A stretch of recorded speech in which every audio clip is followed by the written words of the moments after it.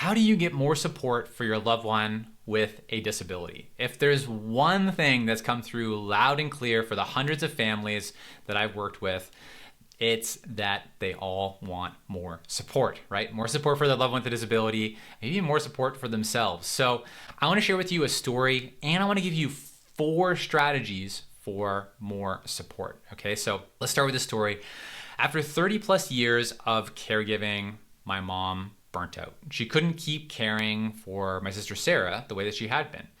Things had to change. So mom came to me and asked me for help to find solutions. Now, this was back in 2015, and at the time, we thought the government would just be there to save us.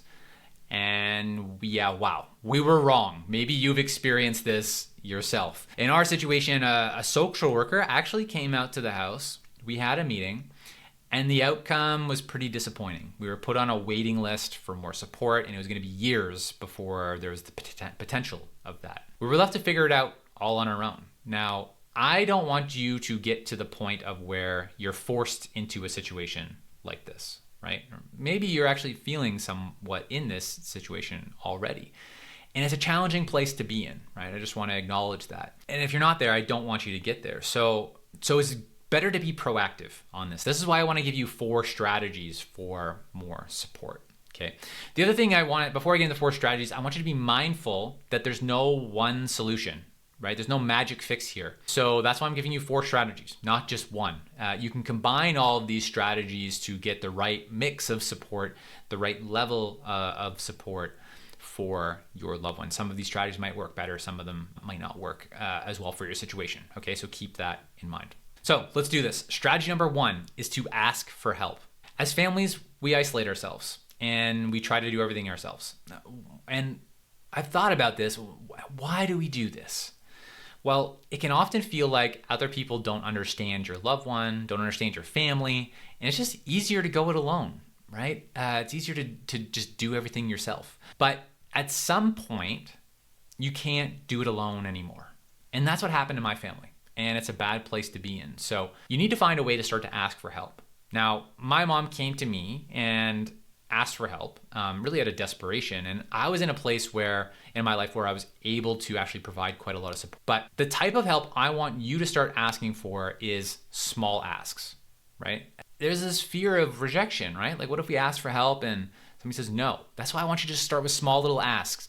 Build the resiliency, build that habit of asking for help. Ask maybe if your partner or a sibling or a family member, a family friend, a neighbor could spend maybe just 30 minutes with your loved one and use that time to do something nourishing for yourself, right? Go for a walk, read a book, talk to your best friend, something that helps to recharge your batteries a little bit, right? Use that time to benefit so you get what you need, right?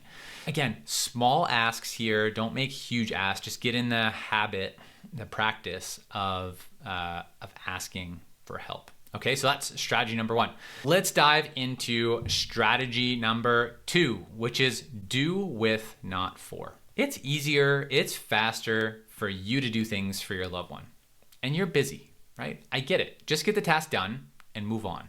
But this is not sustainable. And it's a recipe for burnout. And it's a recipe for leaving your loved one incapable. So instead, do things with your loved one so that over time they can learn that task, and eventually you don't have to do that task at all, right?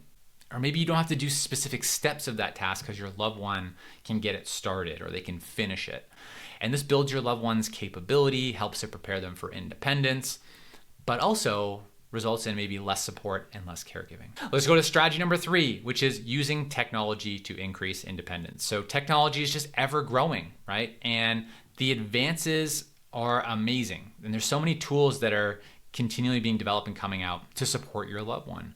And they can help to reduce the amount of caregiving that you're doing. So I want to give you just a couple of examples, right? And these are examples from everyday life, ordinary things. So maybe your loved one needs support to brush their teeth. You could try something like an electric toothbrush, and there's a whole variety of different types of electric toothbrushes. Some are even connected to apps, tell you how well your teeth are brushed. Something like that could support your loved one to learn to brush their own teeth, so you don't have to do it. You could try small appliances. So like if there's a worry about your loved one using the oven or the stove, you can try something like an air fryer so that your loved one can maybe make lunch or dinner on their own with a appliance that's easier to use, maybe less risk to your loved one of using. It could be as simple as trying to use a smartphone or something that's going to prompt your loved one to do the tasks or to start their evening routine, to start their morning routine. Those, using those reminders instead of you doing the reminding. Or you could use something like a visual or a digital calendar, right? So your loved one can take more ownership of their week so you don't have to. So these are all examples of how you can use technology to support your loved one, okay? All right, so let's do the final strategy number 4, which is to research availability of paid supports. So I really invite you and encourage you to put 30 minutes on your calendar to start researching what paid support is available to your loved one. Even though my family had paid support available to us before my mom burnt out, we didn't use it. And that resulted in my mom burning out. I really encourage you to call the local government, call the Social Security office, call that administrator, figure out the administrator's number, and learn what programs and assistance are available and to try it. If you're worried about it, just start experimenting with it. Give it a try, because if my family hadn't done that, we probably wouldn't have ended up in such a bad situation.